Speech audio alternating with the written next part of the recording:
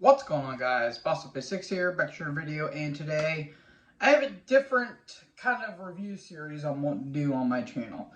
So, if you guys have noticed, I really have been kind of lacking when it comes to some albums that have been coming out, and I haven't been doing proper reviews for them. Well, like I said, I've been busy with my, personal life, been having a job, all that stuff. Well, I figured I'd give you guys a treat and kind of do some mini reviews for these albums, kind of like how Metal Meltdown's doing with what albums he missed at the end of the month, and what my good buddy Thrashmaniac99, aka Levi, he's doing with this Under the Radar series. So basically, what I'm going to be doing is taking some notable albums from notable bands and kind of just cramming them into one video. Now, I'm not going to go too far into these reviews, give my quick, straight to the point thoughts on them, and basically just tell you how I feel about these albums and see if these albums are out of the year or not. So, yeah, might be a little convoluted, but, TLDR, my short reviews on these albums. So, these albums have all been released on the 1st of September, so I'm a little late to the party on these. But the albums I'm going to be talking about, or from the bands I'm going to be talking about, is Primal Fear, Taka, and Marduk. So, without further ado, let's get into these albums, starting with Primal Fear, Code Red. This album comes out on the 1st of September 2023. This is the band's 14th studio album overall, released on Atomic Fire Records. They were, I want to say they were on, they were on Nuclear Blast, I want to believe, before they eventually went to Atomic Fire Records. Now, this band formed in 1997 in Elslingen, Germany. And fun fact, actually, the vocalist Ralf Scheepers, he actually was auditioning to join Judas Priest when Rob Halford left, along with him, Sebastian Bach, and eventually Devin Townsend. But as history has been told, they eventually got beat up by Tim Ripper Owens, and thus Primal Fear was born in 1997. So, I've heard about this band, and this is a German power metal band. And they have a lot of similarities to like Exciter, aforementioned Judas Priest, and a couple other bands. Anvil, I heard that they were kind of having that more style to it. Well, this album certainly exists, to say the least. This sounds like any other German power metal album. Now, if you guys have seen my I Start Up perspective, you guys know I do dig some power metal. Hell, I even think there's some good to great to outright excellent releases of the German power metal side, or the European power metal side. But to me, when it comes to European power metal, it's either too cheesy or it sounds so grandiose and so epic that it kind of loses its luster. And that's kind of the same thing with this album here. This feels like every other German power metal you have heard. It's not that this album is bad. I'm not saying this is a bad album per se, but this honestly sounds like Helloween sloppy seconds. Like, the songs are very formulaic. I don't know how an album could sound so epic, grand, and grandiose, but yet feel so bland, lifeless, stale, and so boring at the exact same time. I was literally on the phone with a good friend of mine, and I almost skipped almost every single track. Like, there's maybe 2 to 3 tracks I think are decent, but in all honesty, this album feels like it's just there. So yeah, I'm going to give this album a C-. It's not that this album is terrible, but this is certainly one of the albums of the year. And if you excuse me 1 second, drink break.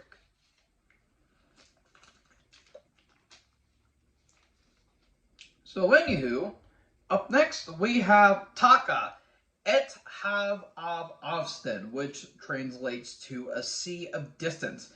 This album comes out on the 1st of September of 2023.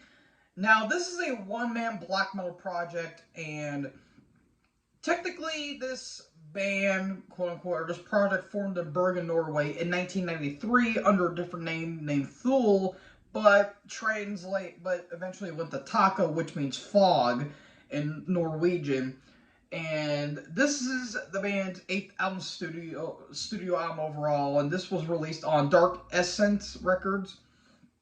Now, I have heard of this project. Mainly the main man of the band, Hest, was auditioning to be in the band Gorgoroth. Well, he eventually got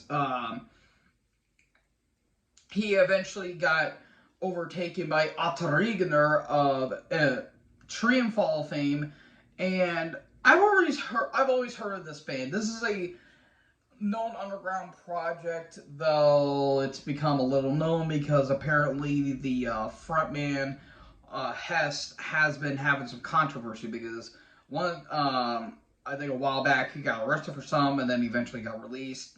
But apparently, as of recently, he went to a German festival or a German show and he had a swastika shirt on. Just a class act citizen, am I right? Yeah, and he's having a little more controversy, but I'm not here to talk about a whole lot of controversy because if we do, I'm basically going to be taking out any page of the second wave black metal, thing. I mean, do I really need to go over Mayhem and Burzum and all those other stuff? No, I'm not really feeling it, but separating the arts from the art, how was this album?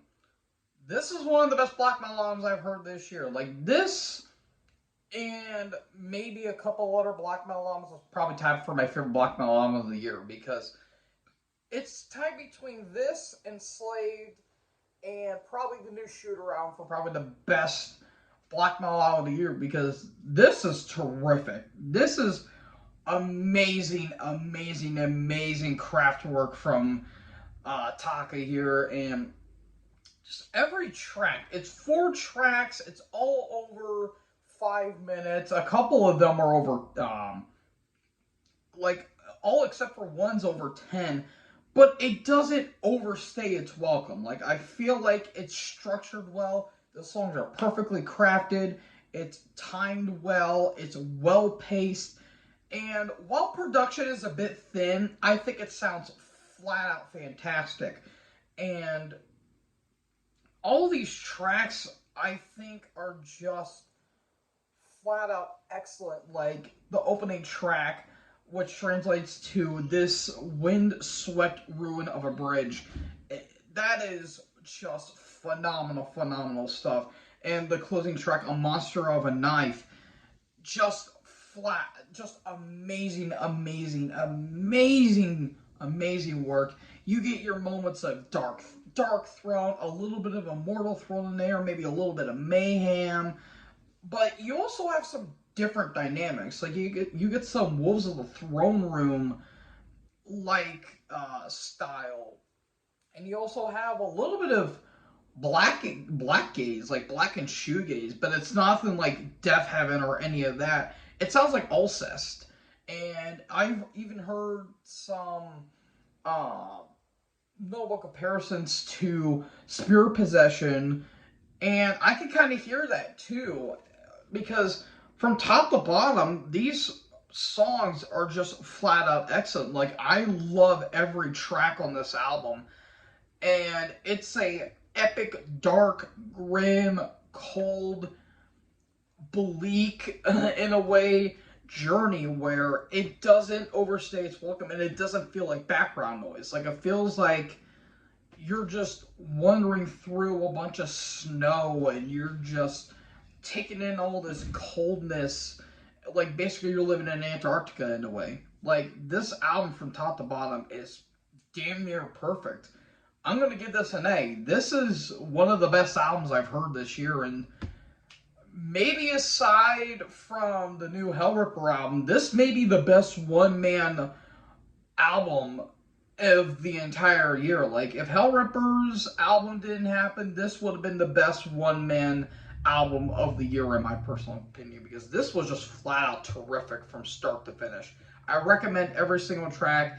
If you're not into that kind of style of black metal, this may not be the album for you, but this is more riff-oriented, which I really do appreciate, because while I do love old school black metal, I do like it where it's a bit riff-oriented. So, all that good stuff. This is top-notch, brilliant black metal at its finest. I give this an A. This was a beast of an album from start to finish.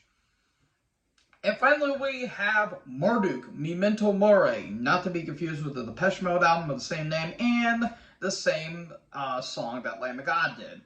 This album comes out the 1st of September of 2023. It's been formed in Sweden in 1990, and this is their 15th album overall, released on Century Media Records.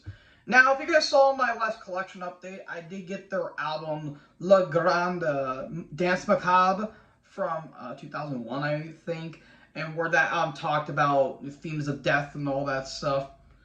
Now, apparently from what I heard, this is apparently a step up over their album beforehand, Victoria, that came out in 2018. And while I have not heard that album, to me this sounds like just good meat and potatoes black metal. Like, you get a little bit of moments of death metal thrown in here, but this is mainly pure a black metal album. You know, it's frantic, chaotic, the vocals are just wild, the guitars and especially the drums are going like 100 miles per hour. I think this is some solid black metal. I think this was a solid release from this, you know, chaotic band, to say the least. And it kind of intrigues me to go back to their earlier stuff where they were kind of black and death metal away, because, again, like I said in my collection update, I do know some of this band's style, like Nightwing, Panzer Division Marduk, Heaven Shall Burn, and especially World Funeral. I obviously know those albums, but I haven't heard of them. So, as a full listen, this was some pretty damn good stuff. Like, there was a couple dynamic moments, but there's some moments of dynamic, but it's kind of straightforward, which I don't mind. You know, if you're coming off of an album that didn't exceed expectations, you gotta want to play it safe. And what we got here was some exceptional stuff. Like, I like the title track, Heart of a Funeral, Blood of a Funeral, because why not? Shovel Beat Spectra was good. Marching Bones was a big standout. Year of the Maggot has some really cool thrashy riffs to it, which I really did like. And the final track, As We Are, actually features the late, great L.J. Petrov, who, you know, rest in peace, my good sir, absolutely death metal legend of Entombed of Entombed AD. This, I think, was recorded before he eventually passed up in 2021. Of 2021. So, yeah, that gives bonus points for me. So, all in all, I'm going to give this a B. I think this was a very solid album, but a couple tracks did feel a bit samey. But the one thing I actually do like a little moment here is at the end of the title track, the riff leads into Heart of a Funeral, which I really dig. I kind of like it when albums do that. So, yeah, all in all, I think this is a very solid album. Now, is it one of the best albums of the year? Not necessarily, but if I was going to do maybe a top 30, this probably would have been on the list. So, all in all, really damn good stuff. So, folks, what album did you like? Pick one, and if you guys like it, more power to you. I will say I did like 2/3 of the albums I listened to, so 2 out of 3 ain't that bad if you ask me. So, yeah, all in all, good albums, though the new Primal Fear was pretty weak in my opinion. So, yeah, what did you guys think about these albums? Let me know in the comment section below. Make sure you guys leave a like, leave a comment, tap that big red subscribe button, and tap the bell so when I upload, you guys will be notified. Thank you guys so much for watching this video. Most importantly, join the herd. Talk guys next video. Peace out.